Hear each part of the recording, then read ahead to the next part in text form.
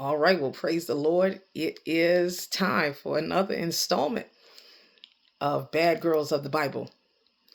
Today is Friday, January 16th, 2026. And yeah, we're going to get right into it.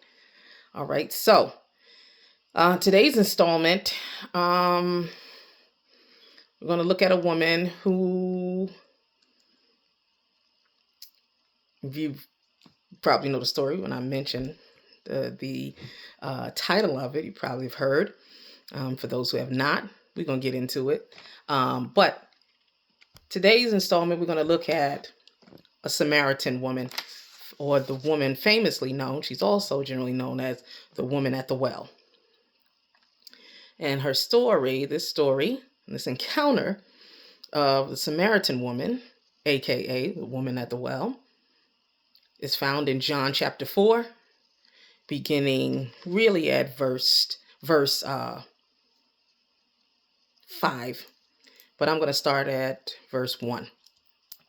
And it goes basically through really the whole chapter 4 of John, quite honestly. All right, so I'm going to get right into it.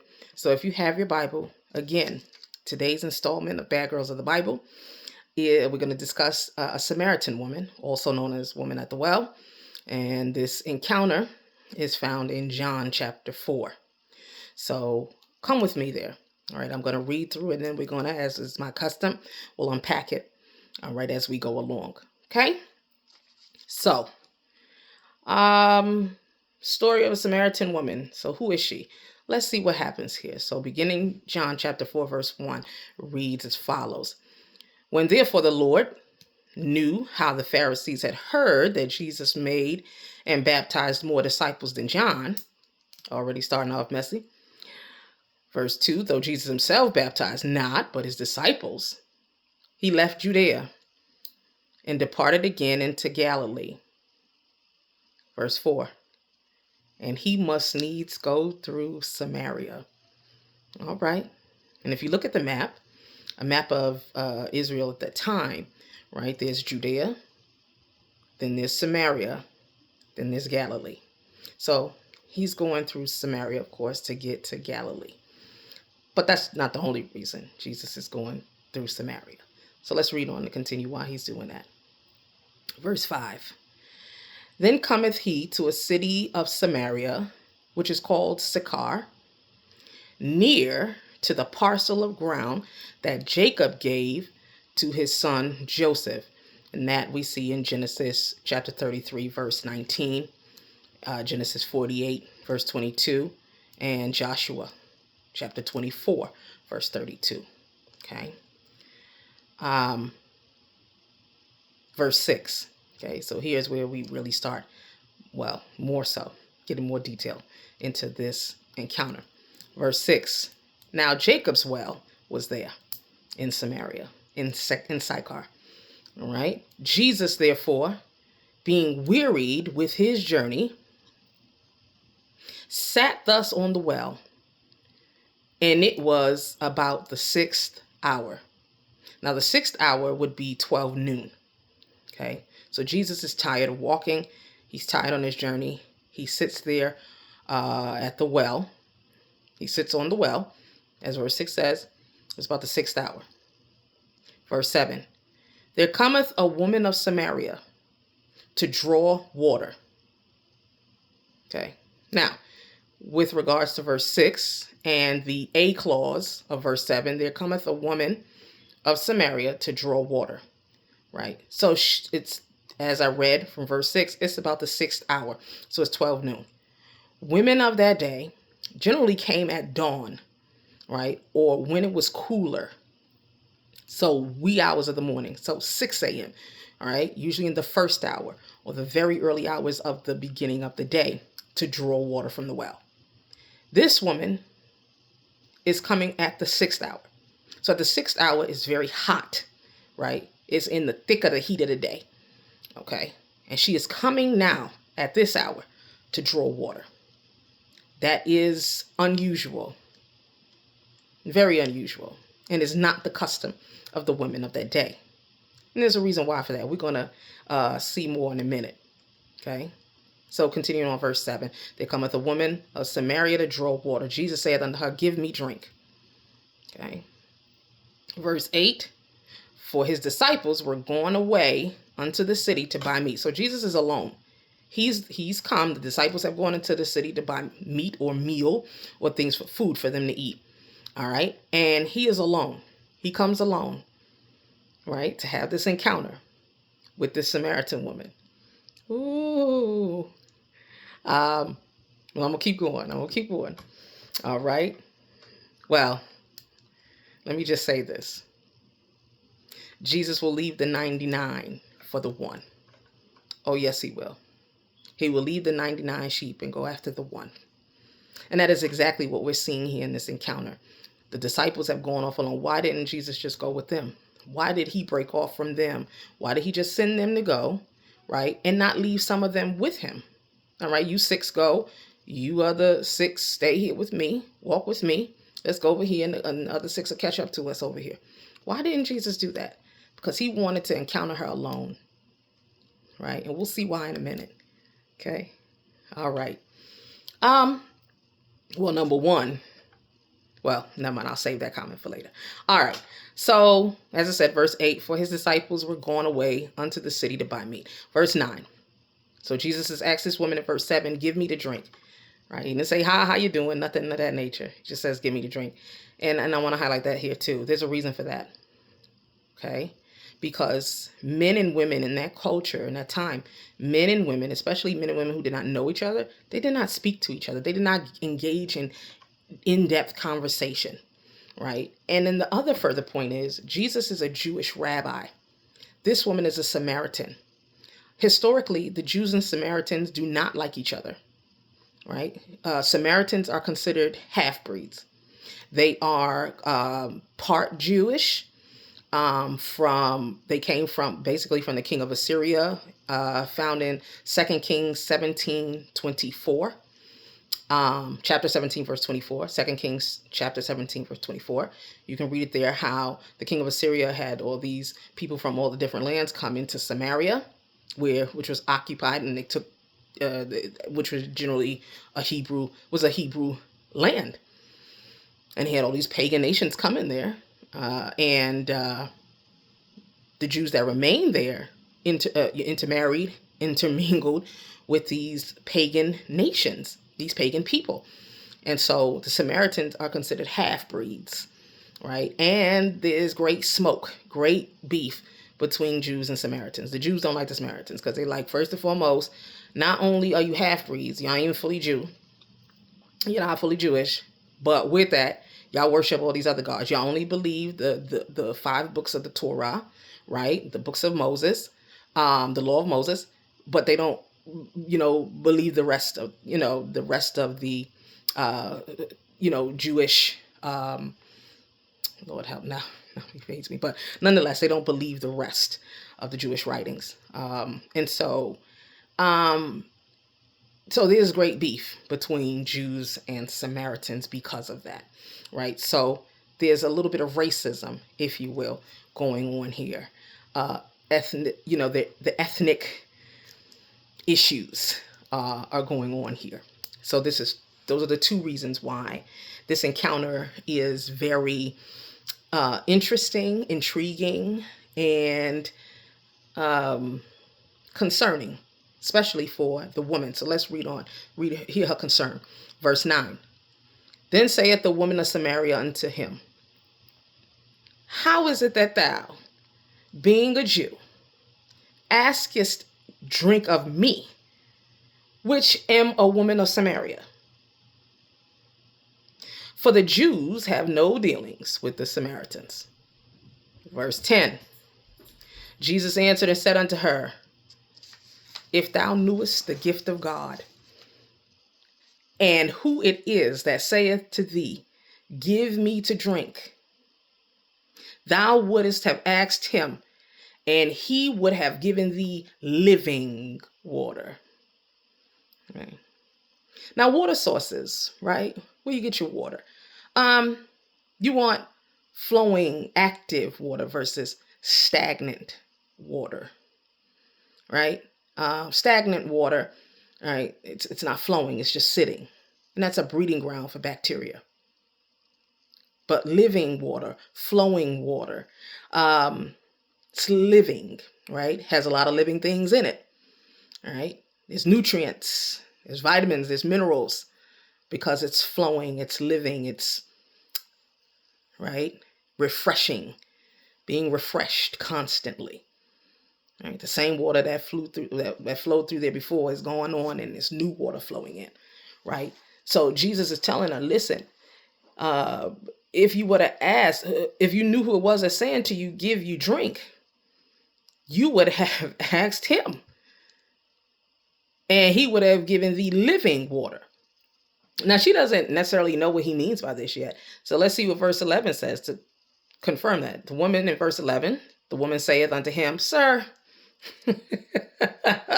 And sir here means, right, she's given reverence to him, right? It's saying someone who is to be revered and respected. And she doesn't know who he is yet, but she's giving him reverence. She's giving him respect out the gate. Okay. Sir, thou hast nothing to draw with, and the well is deep, right? There it is. It's not something where Jesus could just reach down and scoop up, with his hand and scoop up some water and quench his thirst. No, we need something. We need a line. We need something to go down into the water to bring the water up. Okay. So the woman is kind of like, kind of rolling her eyes up. I gather, sir, you don't have anything to draw with from this well. And the well is deep. From where then do you get this water you talk about? She probably like, this man probably delusional right now. It is hot. He probably done lost his mind. So, sir, you don't have nothing to draw this well with. You asking me, a Samaritan woman, to give you, a Jew, water. And then you going to tell me that if I knew who I was talking to, I would ask you for living water? You don't have nothing to draw no water with. What's wrong with you? Right? And she goes on in verse 12. She says, Art thou greater than our father Jacob, which gave us the well, and drank thereof himself, and his children and his cattle? So now she's getting into history with Jesus. Like, let me let you know something. This well, yeah, our father Jacob gave this to us. We've been drinking from it forever. And here you come. You don't have nothing to draw out with, but yet you're going to tell me the water you have, and you have no water. Because then you asking me for something to drink from the well. And you going to tell me the water you could give me, or give me, it'd be living water? Right? If that was us, we would have some reservation too. We would be thinking, he probably he needs some help. He need to go see somebody. Because he ain't all together with it. And he don't have nothing to draw. He going to tell me the water that he would give me, is living water. Right? So then Jesus goes on to answer her. But furthermore, too, before I even read this, she is engaging him. Right? So she just feel like it's okay, I guess, to talk with this man, all right, that she doesn't know at this well. She's there alone. She's coming at the heat of the day. The reason why she is there, furthermore, I forgot to say, the reason why she is there at this time is because she really has, if you don't know the story, I'll just tell you really briefly. She does not have, actually, I'm going to hold that point. I'm going to hold that till we get further down here. All right, let me pick up here. Verse 13, Jesus answered and said unto her, Whosoever drinketh of this water shall thirst again. Talking about the well. Verse 14, But whosoever drinketh of the water that I shall give him shall never thirst. But the water that I shall give him shall be in him a well of water, springing up into everlasting life. All right? Okay. So he's clarifying for her. Based on all of her discourse, he's clarifying for her. This is some other water. Yeah, this water, you're going to be thirsty again. You drink this well water. But the water that I can give you, honey, it's going to be springing up. It's going to be a well of water springing up into everlasting life. And this is really Jesus here, when he offers the living water that quenches thirst forever. He's really talking about, it's symbolic of eternal life in the Holy Spirit. All right. That's what it's symbolic of. But she doesn't necessarily get that yet. But, right, verse 15, let's keep on going. Let's see what she says in response to what Jesus just says. Verse 15, the woman saith unto him, Sir, give me this water, that I thirst not, neither come hither to draw. So this water you talk about that I'm not going to be thirsty no more, give it to me, because I am thirsty. Her soul is thirsty. Her soul is thirsty. Not only is she physically thirsty, but her soul is thirsty. And she's looking for something. She's looking for the water that Jesus talks about, that he could give her. She didn't even know she really had a need, but it sounds so good. Jesus, give it to me. That water you talking about, give it to me. Sir. She doesn't know it's Jesus yet. And she calls him sir, right? She doesn't know who he is yet. All right. But let's see what happens. All right. Now, I stopped the point that I was going to make to explain why she was drawing water at 12 noon versus 6 a.m. Look at verse 16.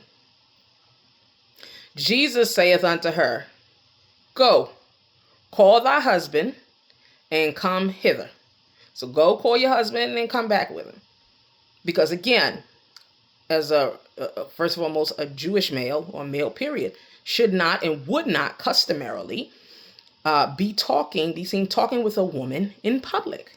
A woman that is not his family member, right? He doesn't know. He would not be conversing with her in public, not intimately, like the scenario that's going on here in this encounter. This would be a no-no. Okay? Verse 17. The woman answered and said, I have no husband. Here go Jesus. Jesus said unto her, Thou hast said well, I have no husband. Verse 18.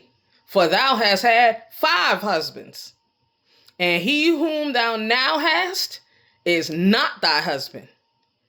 In that saidest thou truly.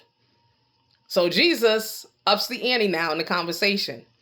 Okay. Jesus is like, yeah, go call your man, go call your husband, because I can talk with him. I'll talk to him customarily. It would be man to man. I wouldn't be talking with you. So Jesus is now, I was like, Jesus, you really messy. Go call your husband. He knows this woman. That's what this woman done been through. She got you to have 5 husbands. Right? And mind you, she is a Samaritan. Okay.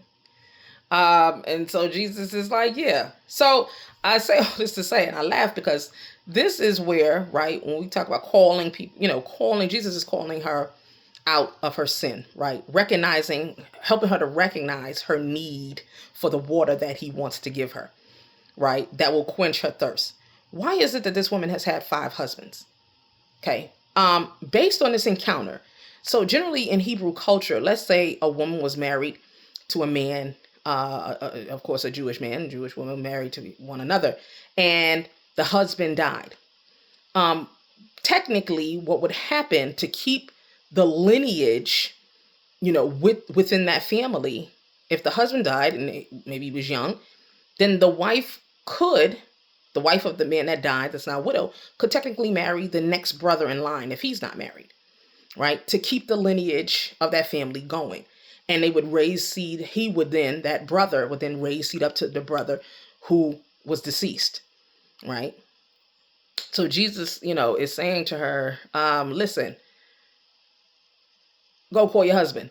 But if that were the case for her, if those 5 husbands had maybe been brothers, I don't think that Jesus would have come at her like that.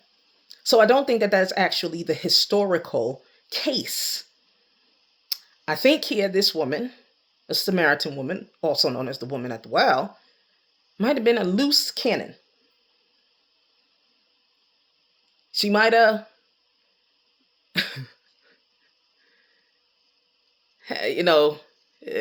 she coming to the well at the 12th hour because she can't come at the 6th hour with the rest of the women.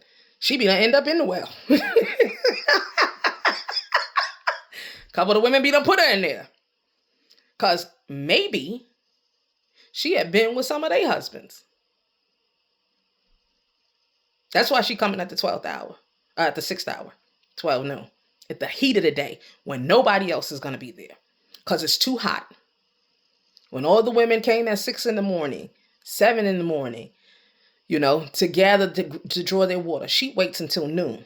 Because she is of such ill repute. Right? It is likely known that she has had 5 husbands. And as Jesus said, and the one you with now, Jesus just doubles down, right? Pulls a whole card. Yeah, and the one you with now, he ain't your man. He ain't your husband, right? Jesus said, if you told the truth today about anything, you told the truth about that. It's like, Jesus, sometimes you be so messy, right? And so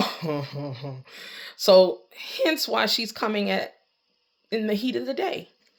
This woman is of disrepute. Her reputation is of disrepute amongst the women, amongst the people in her town, in Sychar, right? In Samaria. Okay. So let's keep reading. Let's see what else happens.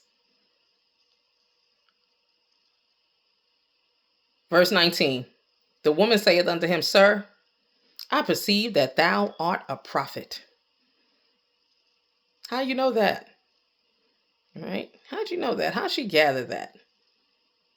Right? Verse 20.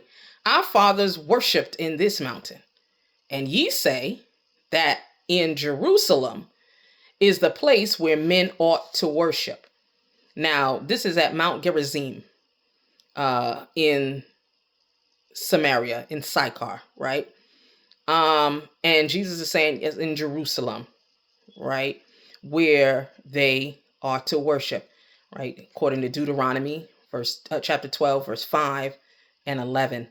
1 Kings, chapter 9, verse 3, and 2 Chronicles, chapter 7, verse 12, right? And she's also saying this because if we go over to Luke chapter 9, verses 51 through 53. And the subtopic for this aspect, this part of the chapter 9 in Luke says a Samaritan village refuses to receive Jesus, right? So clearly she maybe has heard of him before, but maybe didn't recognize him, seeing him again, or, but in Luke chapter 9, verse 51 through 53, this is what it reads. It says, and it came to pass when the time was come that he should be received up, he steadfastly set his face to go to Jerusalem. Because I was saying, now, how does she know he talking about, that they should worship in Jerusalem? We don't hear him saying that. So clearly she must have heard of him. She must have heard him before when he came to Samaria before, right? Verse 52, and sent messengers before his face, Jesus, and they went and entered into a village of the Samaritans to make ready for him. Verse 53, and they did not receive him because his face was set as though he would go to Jerusalem. Not at Mount Gerizim, Jerusalem. That's where y'all need to go. That's where y'all need to go to worship. At Jerusalem. Y'all can worship here, but to Jerusalem. Right? So, maybe that's why she's remembering that this prophet has come before. He came into town before. He didn't stay, though, when he came before. Right? Because verse 56, the C clause of verse 56 of Luke chapter 9 says, and they went to another village. Okay? Oh, you don't want to receive me? Jesus instructed his disciples before. If people don't receive you when you come to town to spread the gospel, shake the dust as a sign to them. Go out to the town at the entry gate, at the gate of the town, And as a sign to them, when you get there, shake the dust off your feet and go on to the next town. Don't fool with them. They don't want to hear the word. They don't want to hear the gospel. Get on. Go on to the next town. Go on to where you be received. Okay. So I gathered in reading that, I said, maybe that's why she comes up and she says, and ye say in verse 20, that in Jerusalem is the place where men ought to worship. Right? So I think that was very interesting. So she must have heard of him before, but maybe she doesn't recognize him again. Maybe it's been some time and now she doesn't recognize him again. All right. But I'm going to pause here because seemingly Instagram only allows you like 25 minutes before it cuts the sound on the video. So I'm going to pause here and we'll pick up with the rest of this encounter of this in this installment of Bad Girls of the Bible in the next video. See you then.